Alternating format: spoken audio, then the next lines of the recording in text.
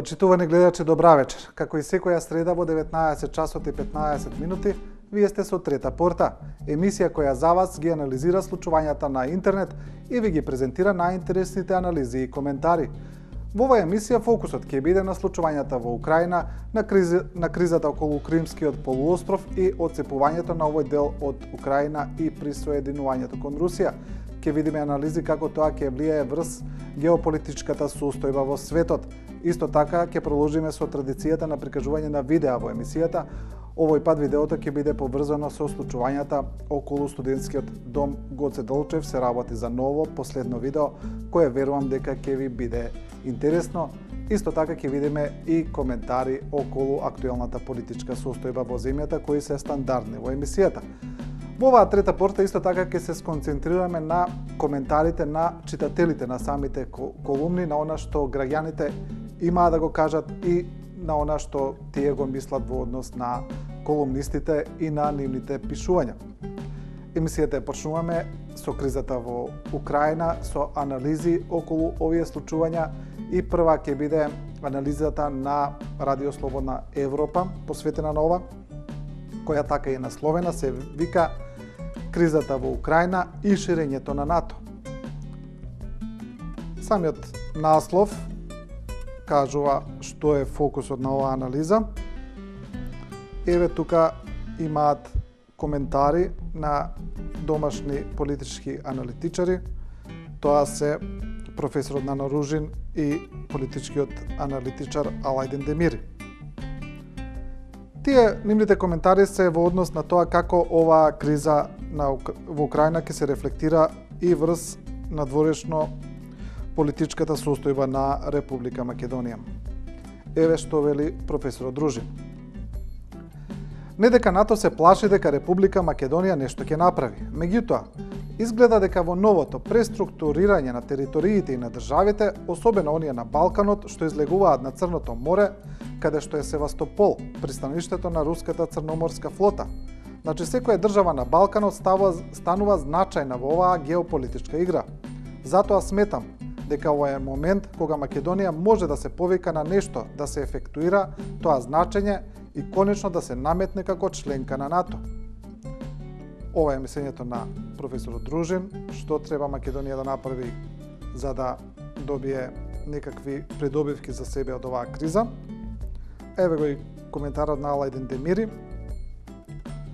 Во многу држави ќе се најдат такви единки во региони каде што одредена единка би била мнозинство во однос на регионот како што е денеска Крим. Таков проблем може да се јави и во Македонија, затоа што хомогениот состав на албанците во Македонија е отприлика во Западна Македонија каде што тие живеат. Тука Демири јасно алудира на принципот на самоопределување кој сега е употребен на Крим. Еве ќе видиме некои од коментарите.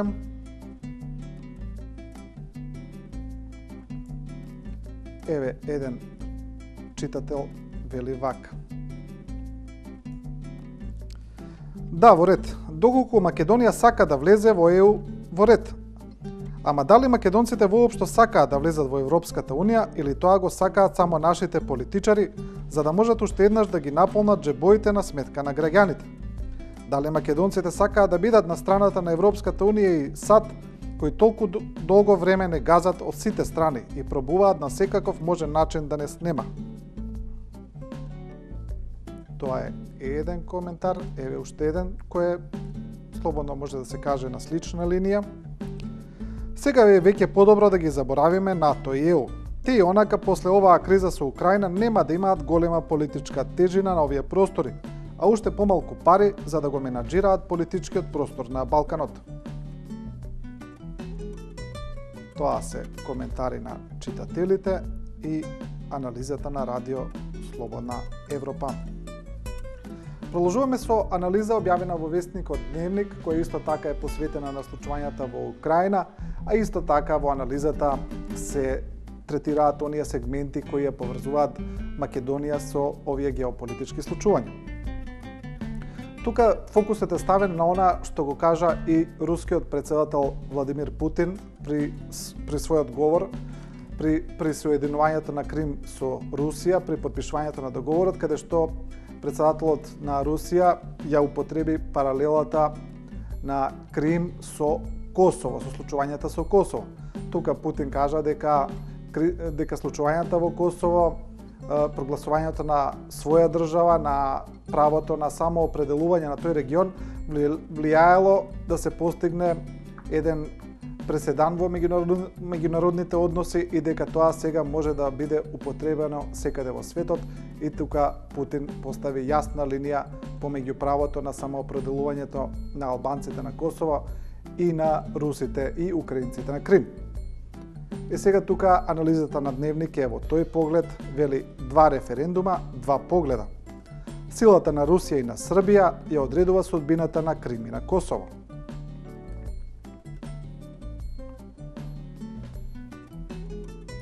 Еве мислење на професор по меѓународно право Ивица Јосифовиќ. Сличностите помеѓу Крим и Косово се пресе во етничката композиција на населението. И двете покрајни имаат мнозинство етничко население и представуваат автономни области кои дозволуваат одредена можност за сецесија. Сепак секој од случаите суи генерис. Јосифовиќ вели дека Русија се повикува на случајот со Косово, оти тоа ги објаснува западните интервенции во меѓународната политика преку примена на двојни стандарди: сецесија, право на самоопределување, територијален интегритет, употреба на сила. Меѓу сите овие концепти линијата на разграничување е многу тенка. Се работи за нишање на односот меѓу правото и силата, или поедноставно кажано за нова борба меѓу Западот и Истокот. И на крајот, сите овие настани се решаваат со примена на политика, а не со право, вели Јосифовиќ. Тоа е неговото мислење. Еве тука во самата анализа има мислење и на албански новинар и аналитичар Љутфи Дервиши, кој мисли дека Крим и Косово не се иста приказна. Косово беше една од 8 федерални единици на поранешна Југославија. Југославија не постои повеќе. Тоа што се случи за време на 90-тите во поранешна Југославија беше процес на распаѓање преку конфликт како што беше во Словенија, Хрватска, Босна и Косово, и мирно како Македонија и Црна Гора. Причината што Војводина остана дел од Србија е едноставна. Кога би имало референдум, поголемиот дел не би сакале да се отцепат. Косово е де факто независно и 110 земји го признаат тоа. Сега ќе видиме дел од коментарите на Дневник, кои ги има доста под овој текст.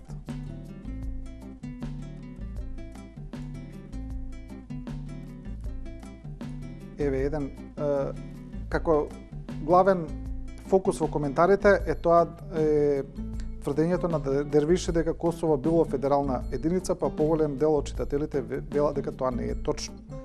Еве еден вели: Косово беше само дел од федерална единица.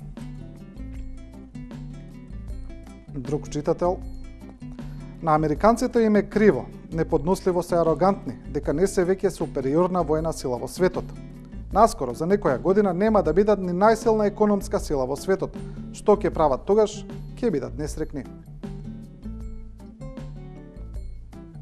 Ете ги реакциите на овој текст. Насловен: силата на Русија и Србија ја одредува судбината на Крим и на Косово. Продолжуваме во сличен стил. Продолжуваме со паралелите кои се влечат меѓу Косово и Крим. И тука е колумната на главниот и одговорен уредник на Дневник Дарко Јаневски, која вели: косовската љубов на Вашингтон и кримската на Москва.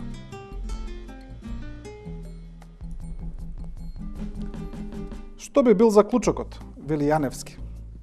Дека за да може Крим да добие независност, најпрвен треба да се предизвика војна со Украина.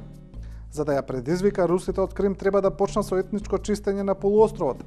Ако тоа не помогне, односно ако тоа тешко оди, тогаш на располагање се колците и пивските шишиња.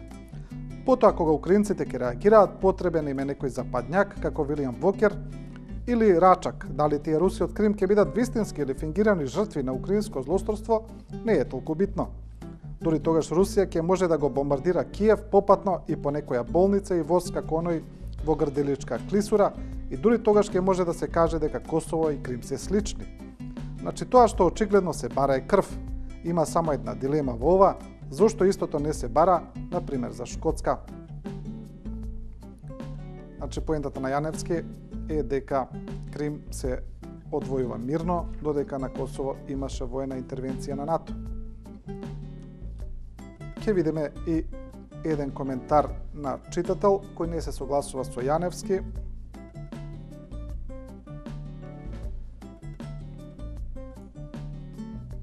Кој го вели следното. Авторот е познат албанофоб, а тоа не се лекува. Јас како албанец немам ништо против да луѓето таму одлучуваат каде и како ќе живеат, но не го разбирам авторот зошто е против Украина. Во Косово живеат и секогаш живееле над 90% албанци. Таму само во последната војна има над 20.000 убиени албанци. По цела Србија се носени телата на масакрирани луѓе, каде се закопани во масовни гробници и многу други злосторства. Дури и српските политичари се дистанцираат од тој зулум, додека авторот и таквите како него се представуваат поголеми Срби од србите. Тоа е мислењето на читател за колумната на Дарко Јаневски.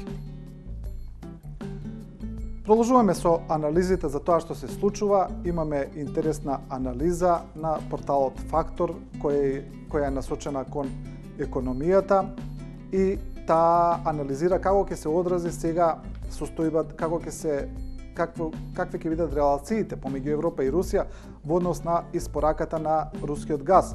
Во анализата на Фактор се покажува дека Европа ќе остане уште долго зависна од рускиот газ и дека тука се стеснува маневарскиот простор и се доведуваат во прашање самите санкции кои Европа ги наметна и кои ги најавува дека ќе се заоструваат. Според анализата на Фактор, тие санкции не може да имаат некоја политичка или реална тежина, туку тие се само декларативен инструмент за покажување на одредена реакција. Насловот вели: колку е зависна Европа од рускиот газ? Јасно. И еве што пишува. Обемот на испораки на руски газ се намалува во текот на годините, но не доволно брзо, вели комесарот за енергија на Европската Унија Гинтер Јотингер.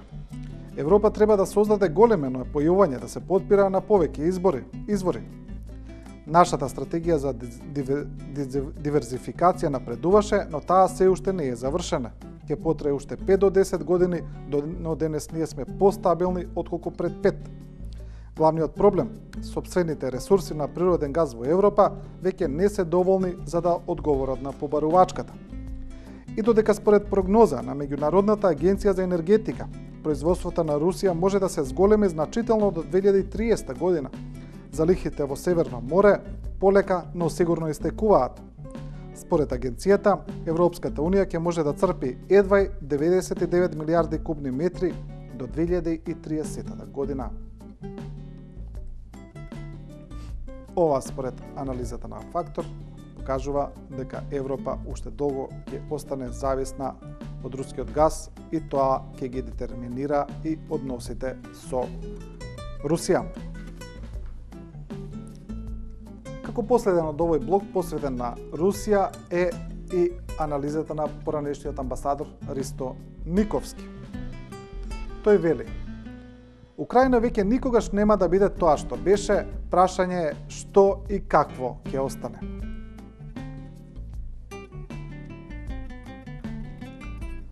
Судорите во и околу Украина ја враќаат Европа, а со тоа и светот во период на студена војна. Ова што се случува е само финале на процес кој трае повеќе години, а кој не се забележуваше поради финансиската и должничка криза кој го треса светот од 2008 година. Корените пак се подлабоки. Се додека Елцин беше царот во Кремљ, сад не беа загрижени, Русија беше на дното. Со доаѓањето на Путин, кога започна незиното зајакнување, задзвони алармите. Вашингтон по никоја цена не сака силна и просперитетна Русија. Нивниот императив е тоа да се спречи. Ова е мислењето на Ристо Никовски и неговата анализа. повод Украина. Емисијата ја продолжуваме со настан кој минатата недела ги засени поголемиот дел од политичките случувања поврзани со изборите, а тоа е навистина тешко да се случи и реткост, а тоа се фотографиите од студентскиот дом Гоце Делчев. Значи се работи за оние фотографии кои ги виде поголемиот дел од светската јавност и македонската, а кои го обиколија светот поради својата импактност, поради она што беше на нив. Тоа предизвика и реакција на дел од владата, на министерот за образование и на премиерот Груевски, кој најави реконструкција на студентскиот дом Гоце Делчев. Но како никогаш досега, оваа вест, овие фотографии стана светска вест. Значи ги објавија поголем дел од светските агенции и големи светски медиуми. Еве на почеток, за да влеземе во приказната, ќе ги видиме фотографиите кои ги објави лондонски Индепендент.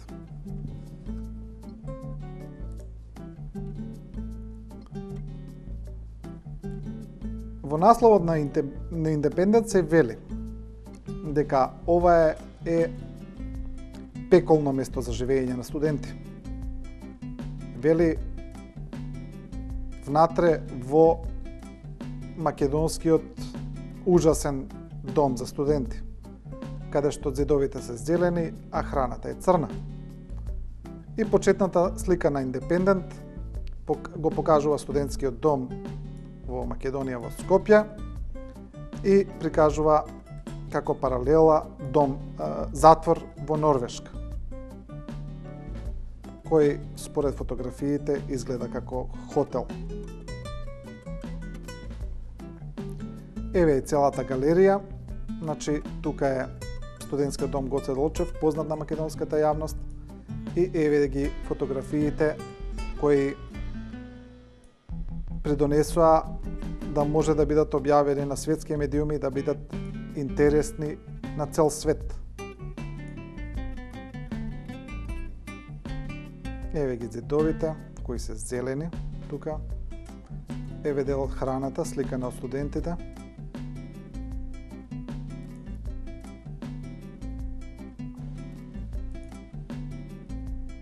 Еве ги собите на студентите.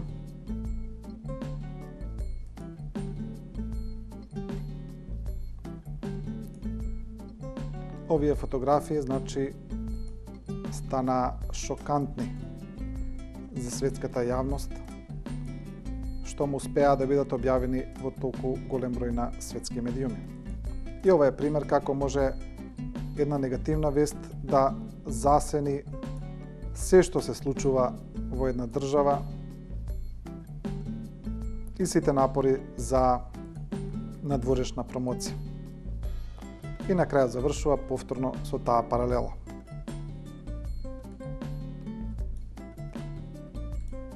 И сега виднаш по овие фотографии има реакција, како што кажавме, на надлежните институции. Министерот за образование најави реконструкција на студентскиот дом Гоце Делчев, а премиерот Груевски за медиумите кажа дека има пропусти во реновирањето, дека тоа требало да се направи порано. Премиерот Груевски кажа дека студентите се во право овој пат и најави итен проект за реконструкција на домот и почнување на работите уште летово. Еве го насловот кој беше интересен за поголем дел од медиумите, каде премиерот вели студентите се во право, целосно ќе се реновира студентскиот дом Гоце Делчев.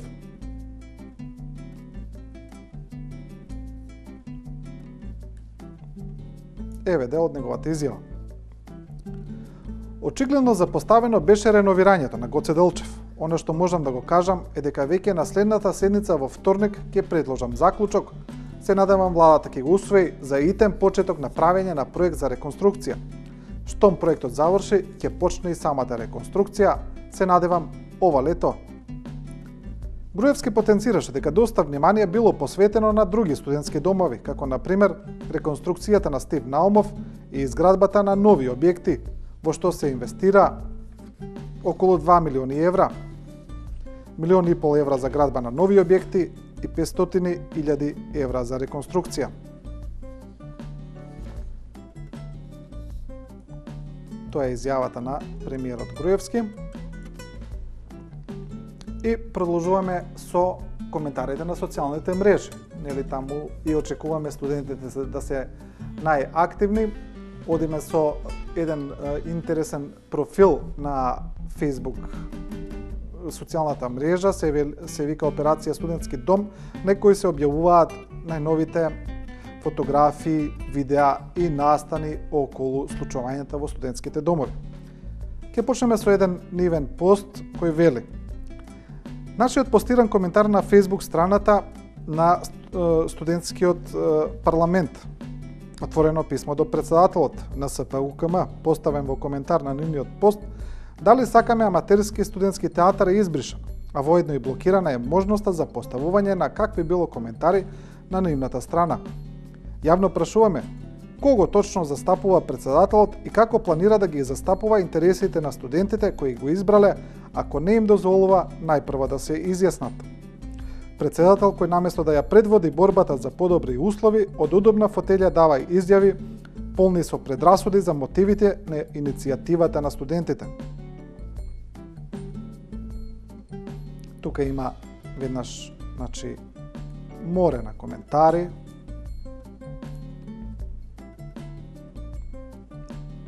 Еве еден студент или некој корисник на Facebook, не знаеме дали студент, вели: След додека пишувате тука на Facebook, идете во канцелариичката и барајте да си работи работата за која е поставен, односно избран, ни повеќе, ни помалку. Одговор на Операција Студентски дом: Горан, не е само наш проблемот. Моментално никој од 50.000 студенти не може да коментира, постира или да лајкне на страната на токму својот парламент. Има и различни мислења. Еве еден вели вака: Просториите на СПУКМ се отворени цело време и се знае кој за разлика од тука со некои багри и мрши се прават паметни и провоцираат од страна. Токму ова предизвика и уште една реакција.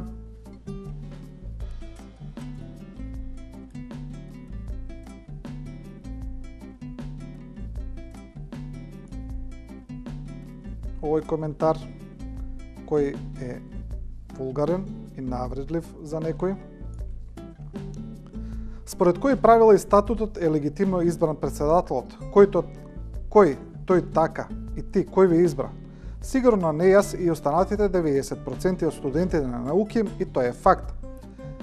И од каде ти е таа моќ да се зимаш за право да не нарекуваш луѓе што ги бараат основните услови за достоен живот, цитирам, мрши и багри. Тука на страната на Операција Студентски дом имаш повеќе од доволно идеи за подобро утре на студентите и комотно од понеделник може да ги разгледаш во вашите комотни простори и да направите нешто корисно.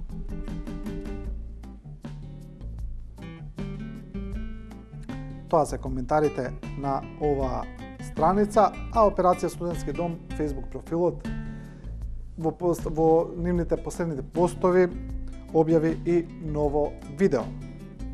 Тоа е последно кое ги прикажува условите во студентскиот дом Гоце Делчев и може да се каже дека видеото е исто така интересно, во најмала рака кажано, како и фотографиите кои го обиколија светот. Предлагам да го видиме видеото.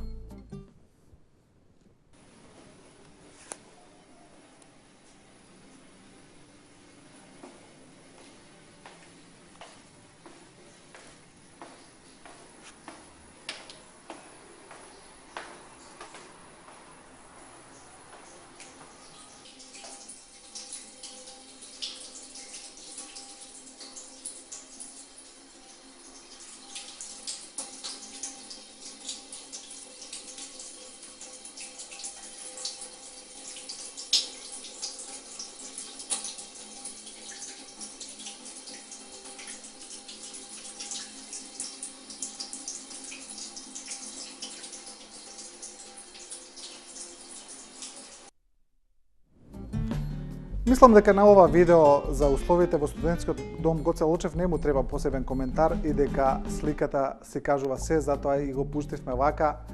Па сега, еве, чекаме надлежните да го остварат тоа што го ветија целосна реконструкција на студентскиот дом Гоце Делчев, за веќе да не гледаме вакви слики.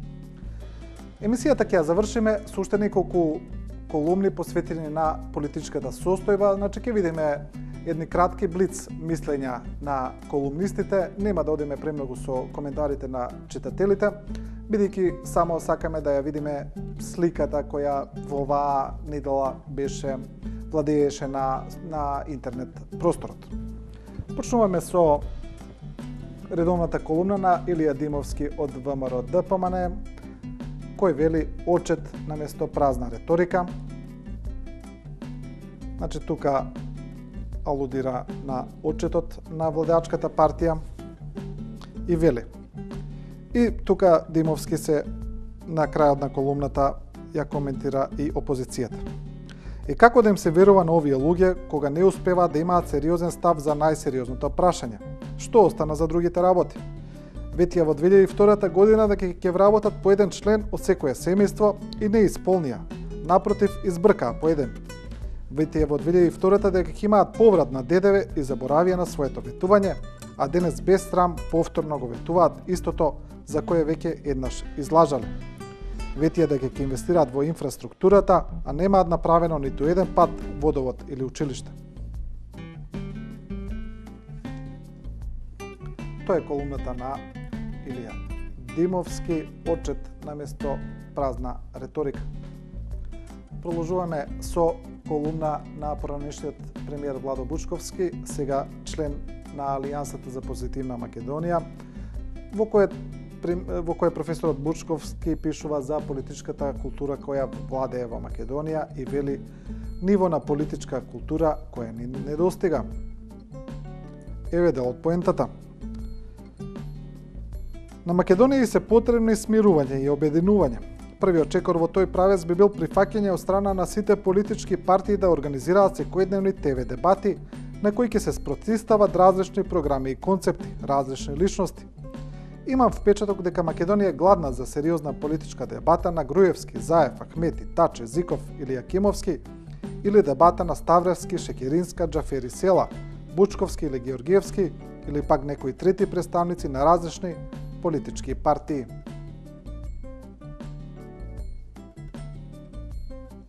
Тоа е колумната на професорот Бучковски. И емисијата ќе ја завршиме со колумна на професорот Мерсел Билјали, која е насловена како држава на 3 инфаркти. Зошто држава на 3 инфаркти може да се види од оваа поента, каде што Билјали пишува. Првиот инфаркт може да се случи по прогласувањето на првичните резултати од изборите ако власта продолжи вака нечесно. Советот на Европа веќе не опоменуваше за медиумската хајка. Тогаш сосема очекувано е дека странците ќе дадат негативна оценка со што опозицијата добива легитимно право да ги заземе институциите. Аферата Актор ја прелеа чашата со провладините мегафони.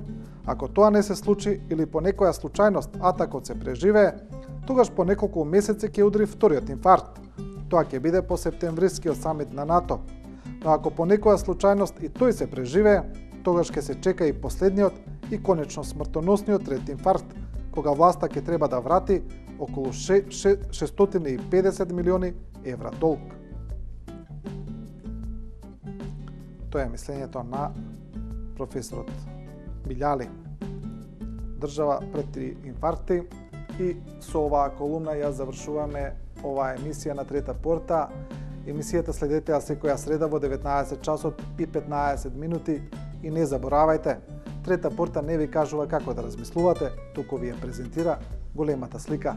Останете со програмата на 24 вести.